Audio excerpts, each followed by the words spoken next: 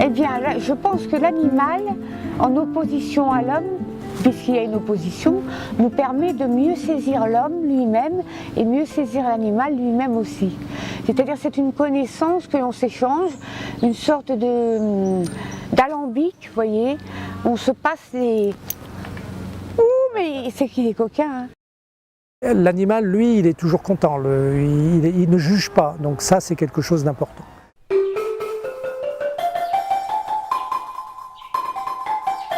Les animaux, ils font des joies, ils ont faim, voilà, c'est dans la spontanéité, alors que la psychose dans la société ou dans la vie, elle est marquée dans le temps, avec cette lenteur.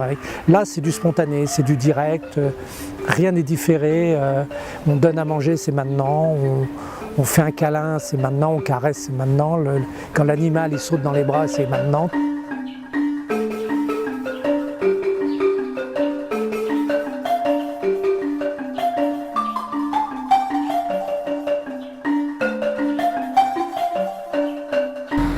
Bah, c'est un plus, hein. C'est un plus parce que on a un contact régulier avec eux, on a un contact affectif, on s'attache aux animaux. On a commencé à monter le projet de médiation animale au sein de l'établissement il y a 3 ans également.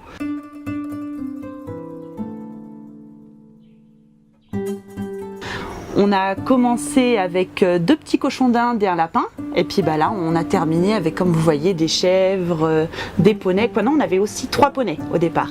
Maintenant des chèvres, poneys, ânes, poules, lapins, cochons d'Inde. On a eu aussi des hamsters russes, des chinchillas. C'est quand même quelque chose de complexe à mettre en place, parce qu'on est obligé d'avoir un vétérinaire attitré. Vous savez que quand on a 2 lapins, on est classé comme une ferme. Donc on doit se soumettre à une réglementation particulière, on doit avoir des visites périodiques du vétérinaire qui nous donne son assentiment ou pas pour la continuité de l'activité.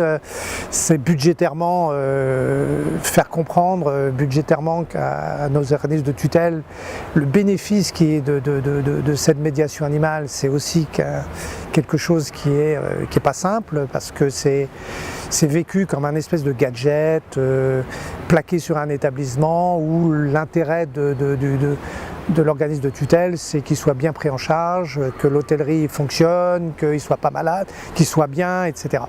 Sans penser que ça demande des moyens, et qu'être bien, c'est aussi avoir une vie, je dirais pas particulière, mais une vie qu'ils n'ont pas eu avant, et qui, à ce titre-là, est vraiment quelque part particulière. Ça m'intéresse beaucoup. J'ai beaucoup d'affection sur les animaux.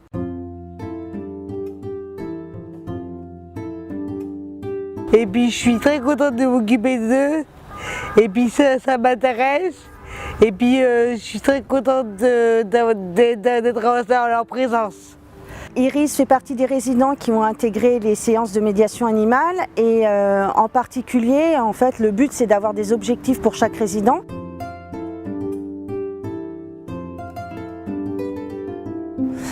Iris, elle a besoin qu'on lui donne un petit peu de responsabilité afin de canaliser toute l'énergie qu'elle a, qui est très débordante. Voilà. Et afin de canaliser cette énergie, en fait, on l'a responsabilisée avec un autre groupe de résidents qui viennent d'une autre structure, de la masse de Créteil, où c'est elle qui gère en fait les séances de médiation animale.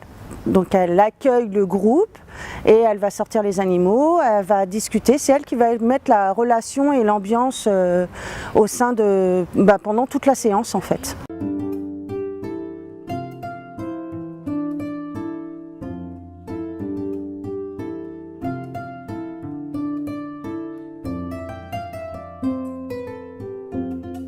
Ensuite, on s'est aperçu très rapidement, mais comme d'habitude, que les grands animaux faisaient peur à certains résidents.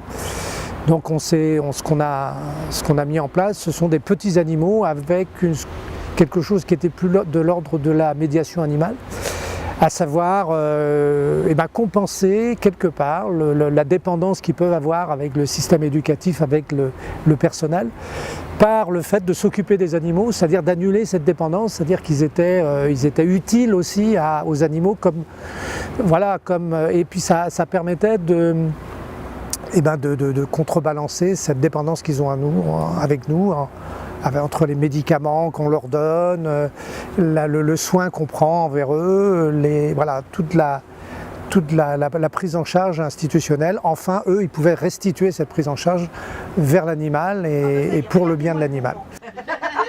Il n'a pas perdu de temps. Hein. Est-ce que vous vous rappelez de son prénom à celle-ci? Julie. Julie? Non. On n'a jamais dit Julie. Rani. Eh bien, purée, quelle mémoire, Annie. Et c'était le bébé de Cappuccino et de Jules. Eh ben, on peut... Ils n'ont pas perdu de temps, les gourmands. Je vous prends en photo, les filles. Hein. Et regardez, si vous le prenez dans la main, vous allez sentir les vibrations des dents. Regardez, Annie, faites-le. Tenez, Dominique.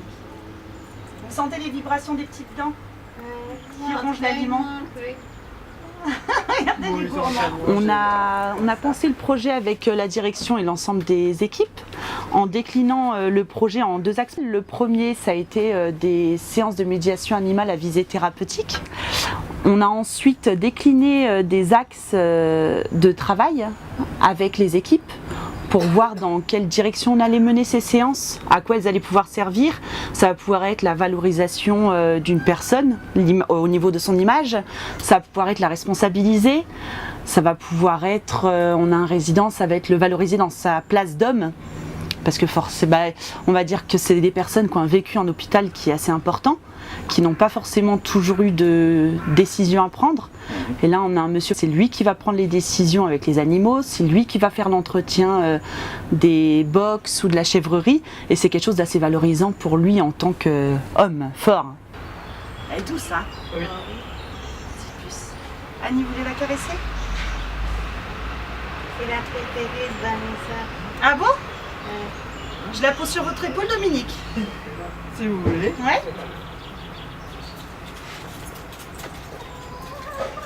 À mon avis, elle va vite vouloir aller sur la table grignoter. Hein. Oh, ben dis donc. C'est pas sur sa joue qu'elle va manger, c'est sur la table.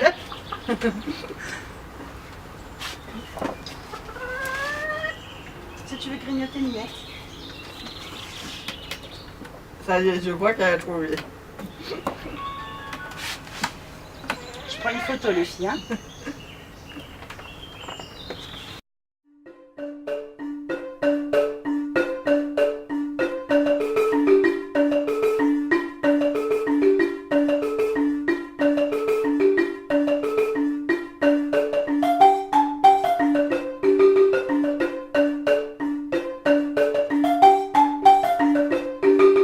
Nous vivons ici en bonne intelligence avec les animaux, tous les matins on les voit. Enfin, en bon terme, c'est pas toujours le cas parce que des fois il y a des petits accros, il y a ceux qui attrapent le pantalon des gens, mais sinon en bonne intelligence, quoi. Puisque ça a été très bien organisé. D'abord nous avons des gens qui s'occupent des chevaux qui sont vraiment formidables, la petite demoiselle là. Comment vous vous appelez? Florine. Florine est formidable. Elle a un dynamisme vraiment formidable.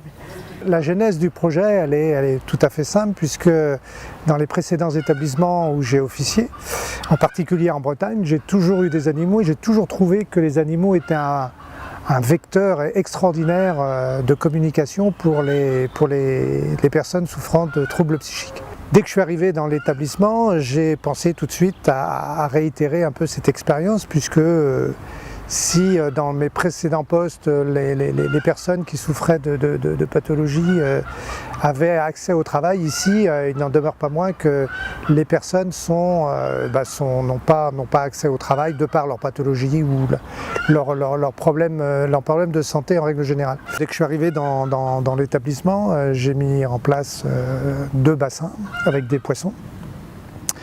ce qui a eu, comme à chaque fois, une résonance particulière dans le médico-social, à savoir qui va s'en occuper de ce bassin, hein, qui va nettoyer ces poissons, qui va leur donner à manger, les résidents vont-ils pas risquer de se noyer, enfin, et j'en passe et des meilleurs. Hein. Alors au départ, la médiation animale n'était pas connue de tous, donc forcément l'inconnu peut faire peur.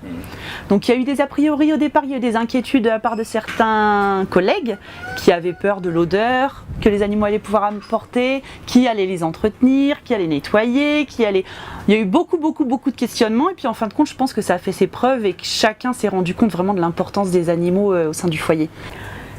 Voilà, parce que ça nous renvoie une image, un aspect de l'homme qu'on ne connaît pas sans le rapport aux bêtes. Vous voyez ce que je veux dire?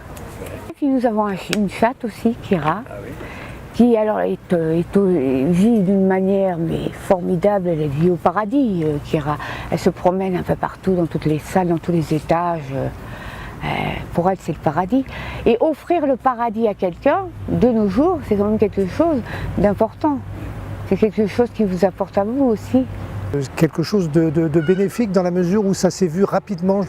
Il y a eu un changement très rapide avec certains résidents qui étaient mutiques, qui étaient apragmatiques et qui, dès lors qu'ils étaient en contact avec les chevaux, parlaient à l'oreille des chevaux. J'ai pas chanté de Petit Cheval Blanc, vous connaissez la chanson, oui. Comme elle a tristé tout le monde. On sait très bien qu'on est très attaché au poney. Ouais. Cette chanson, le petit âne gris. Vous savez qu'on a un âne aussi ici. Oui, il est là-bas derrière. On a un âne, voilà. Il vous aime bien, il t'aime bien, hein? Ah, lui, il est jaloux quand je dis ça. Donc c'était vraiment quelque chose de spectaculaire et surtout de visible et de lisible, ce qui n'est pas forcément le cas pour toutes les actions en psychiatrie, où c'est des actions à long terme et non pas à court terme. Là, tout de suite, il y a eu quelque chose qui s'est mis en place et avec un prolongement dans le domaine éducatif, c'est-à-dire que les personnes qui étaient un petit peu mutiques se sont mis à parler d'eux en dehors des chevaux, etc. Donc il y avait quand même ce fonctionnement qui a permis d'adopter cette vision de l'établissement qui est la marque de fabrique du Femme Falleret.